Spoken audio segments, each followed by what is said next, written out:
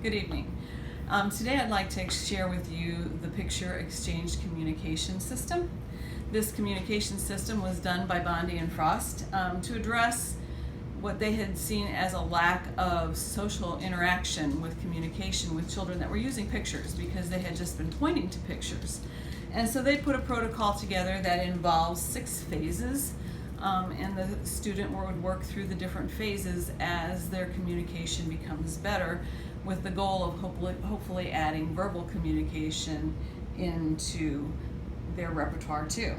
So in phase 1, when they first start this out, it's very important to have reinforcers that they want.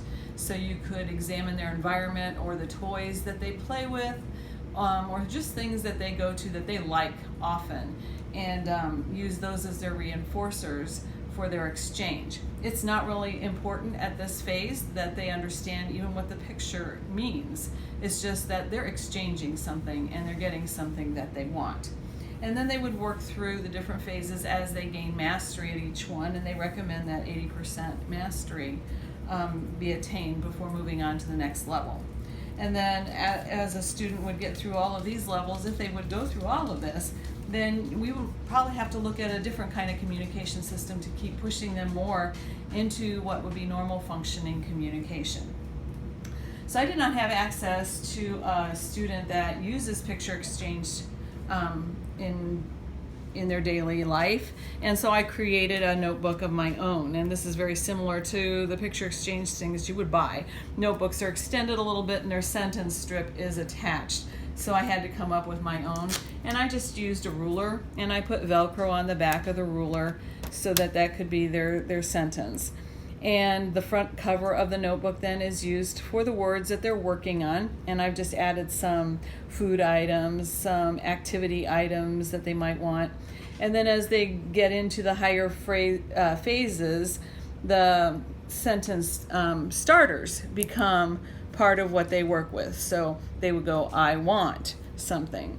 So in the beginning, they would just take a picture and hand it to their assistant, and the assistant would say, oh, bubbles, you want bubbles, good job asking.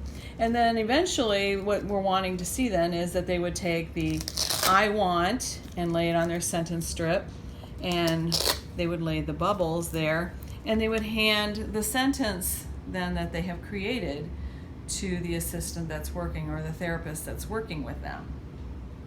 As they go through the phases then, there's more distance is put in between the child and the therapist, so that they actually have to take the sentence to somebody and exchange it for what they wanted. And in this notebook then, you can see that there are different pages for different things. I have one here that these are activities that they might enjoy doing. Here's food that they might enjoy, or here's hygiene that they would take care of in their daily life. Here's chores, picking up toys, setting the table, doing your homework. And then I put some in the back here that are more like what sentence starters or words to use in a sentence, or things that they might want to ask for, like they need free time or they need to take a break. So then more pages and more pictures can be added as their vocabulary grows and increases, and they can add more. So as they work through the phases, and discriminating cards become part of the sentence too, like I want a big blue truck. They would be actually describing it in more detail then as they get better at using this communication. This is considered an aided communication system, which means they'd have to have it with them in order to use it. Now with the advances of technology, there's apps on iPads and smartphones nowadays too that get set up just like this, where you can create pages for the student and they can actually just touch the pages on the screen and select their pictures then too. So this is used for nonverbal students, but they have a desire to communicate.